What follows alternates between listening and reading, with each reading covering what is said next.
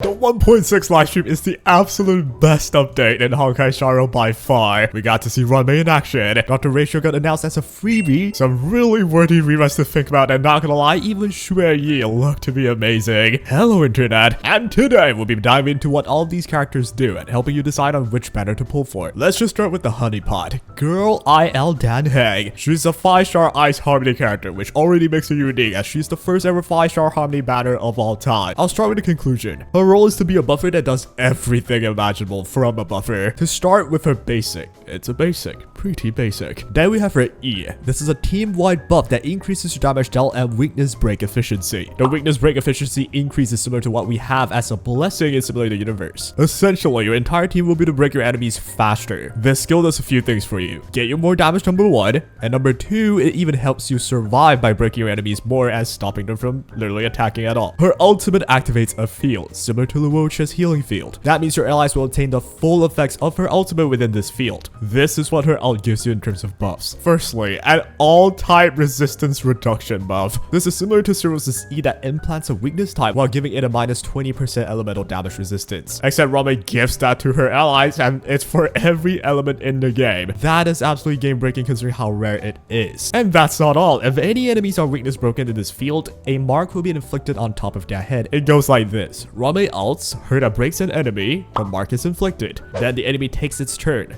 Takes damage from the break debuff, whatever break it is. It tries to recover from the break, but instantly gets hit by Ruan Mei's mark and gets their weakness break status prolonged. That means the moment they take a turn here, they get pushed back again. The pushback should be similar to what Welt does on his ultimate on their enemy. That means you basically get a longer period of time to completely destroy enemies without being hurt at all. Her technique activates her skills effect at the start of battle without her needing to use E. That's good, but the true busted part is, in Simulator Universe, Ruan Mei's technique has an additional effect. This is how it works. Every toughness bar of enemies are instantly broken, ignoring their weakness type. The break effect will be based on the attacker's element. This is similar to Cyril's technique, where she ignores element and depletes part of the enemy's toughness. Except Ruan Mei straight up shreds it entirely. Absolutely busted. From what we see, Ruan Mei fits as a buffer that immensely increases your overall damage and increases your survivability too by rendering your enemies broken all the time. She can be put in almost any teams and perform wonderfully with how all-encompassing her kit is, which brings us to the question, should you pull for Ruan Mei? As per usual, yes if you like her. And honestly, even for the meta enjoyers, it is still a big yes. In fact, I'm willing to go as far as to say she's the closest to what a must-pull character would look like. Here are a list of pros and cons, or I should say a list of pros. There isn't really too much bad about Ruan Mei. She isn't expensive in terms of skill points, she gets you more damage and helps you survive by literally making your enemies skip their turns. And all in all, she helps almost any team in the game. Which is why yes, absolutely try and pull for Ruan Mei. And what I'll bring up next is also all the more reason to do that. The next character we'll get in the version is Dr. Ratio. In fact, he's freaking free. You can claim him after finishing a story in your mail. I won't make fun of how much worse Genshin had it when they did win the award, because I'm sure we all laughed at Genshin enough times already. What are their devs doing, man? I won't go too deep into L plus Ratio since everyone will be getting him anyway for free, but that is quite literally the reason why you would want to dump everything into Ruan Mei, save your way through Dr. Ratio, and be poised to grab all the drip marketing characters soon. But let's look at how good our free 5-star is. Dr. Ratio is an imaginary hunt character. To start with the conclusion, he is a pure single target damage dealer that utilizes follow-up attacks. His basic is a basic. His skill is a single target hit. Pretty simple. His main engine comes from his talent though. After using his skill, Dr. Ratio has a 40% chance of activating a follow-up attack. This percentage increase proportional to the amount of debuffs the enemy has. We do not know how much exactly to each debuff increase, but from what we can observe, he does have his own debuff, so all you need to have could be an incessant rain Pella or just bring Cyril Wolf. His ultimate is a simple single target nuke. We don't know the multipliers yet, but it also inflicts Wise Man's Falling. This is similar to Topaz's Proof of Debt. Every time an ally attacks the enemy with Wise Man's Falling, Dr. Ratio activates a follow-up attack, which again similar to Topaz. His technique reduces the enemy speed on entry. Pretty basic. Regardless of what he does, this guy is free, so what we really want to know is, do we need his lightcone or Eidolons? We don't know what his lightcone does yet, but from the ones we do have in game, the better ones would definitely be Sleep Like the Dead, Cruising the Star C among the 5 stars, Only Silence Remains, and Swordplay among the 4s. From what we see, Dr. Ratio is a simple, single target DPS utilizing follow-up attacks, which makes him ideal when paired with someone like Topaz. Rejoice, Topaz users. users, you get a freebie, and on top of that, you have his perfect duo. Here are a list of pros and cons with Dr. Ratio. The obvious issue is the fact that he isn't too great against multiple enemies, but otherwise, he's firstly free, so pretty much the best character of all time, no? And also, depending on his multipliers, he could genuinely be a really good single target attacker. We'll have to see though, but hey, all in all, free character, we take those. Thank you, Honkai Sharo. The true pain in the butt is when you consider the 4-star and the rerun banners.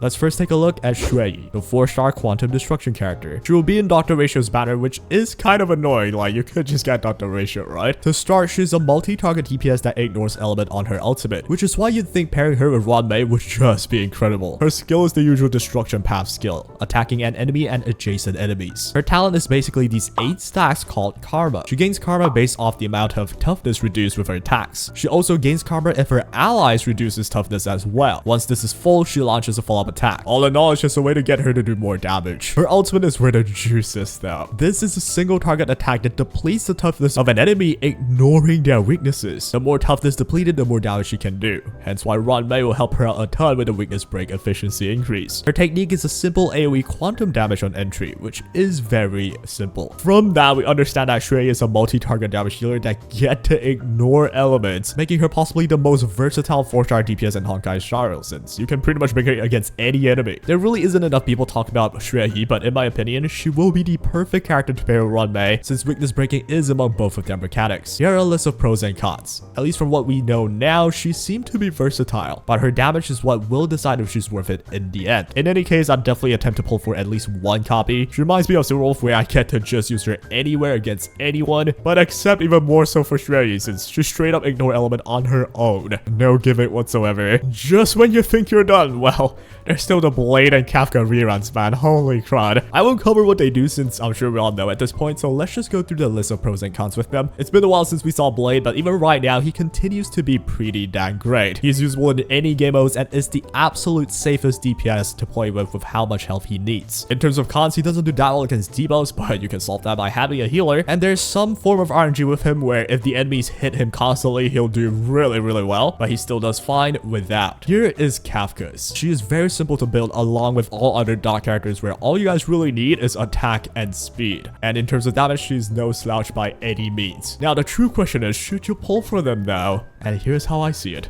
Pull if you like them as usual, but the general idea is that they both are essentially still damage dealers. Meaning if you don't feel like you're struggling to do any damage to enemies, then there's not really a need to pull for any other DPS in terms of just meta talk. If you're beating everything and you're doing damage, you're fine. They're certainly not the absolute top DPS by any means, but they're still both really good. So still, in the end, if you like them, pull for them. But in terms of meta talk, if you already have dedicated DPSs, you don't really need them. But I would point out that Kafka will only get better with stronger dot characters being released in the future though, similar to Topaz. We already seen how Dr. Ratio and Topaz could be pretty good with each other, so in the future, that might happen with Kafka. But still, to pass on Ruan Mei is pretty tough. In any case, as a conclusion though, pull for Ruan Mei still, because she's just the most omnipotent buffer that fits into any team comps, and it's extremely ease to use. Pull for Kafka to play dot characters, and if you're willing to wait for a potential future dot god, that will make Kafka a lot better. Pull for Blade if you like both survivability and damage, as he is a mix of both, but if you have enough for both, you don't really need him unless you like him. Pull for Dr. Ratio's banner only for his lightcone or Eidolons, and that's only after we know what they do and if it's worth it or not. And finally, pull for one copy of Xueyi if possible, but similar to Blade and Kafka, in the end she's just a damage dealer, so if you have enough damage healer that can clear any content, like say Jingliu, you don't need another DPS, unless it's literally the top of damage chart. But if you are pulling for Ruan Mei, Xueyi will pair pretty well with her, I believe, or just a Motor Quantum team. And that will be all for today. I hope I helped you guys in some decisions, and let me know what you think. But yes, that will be all for now. Take care.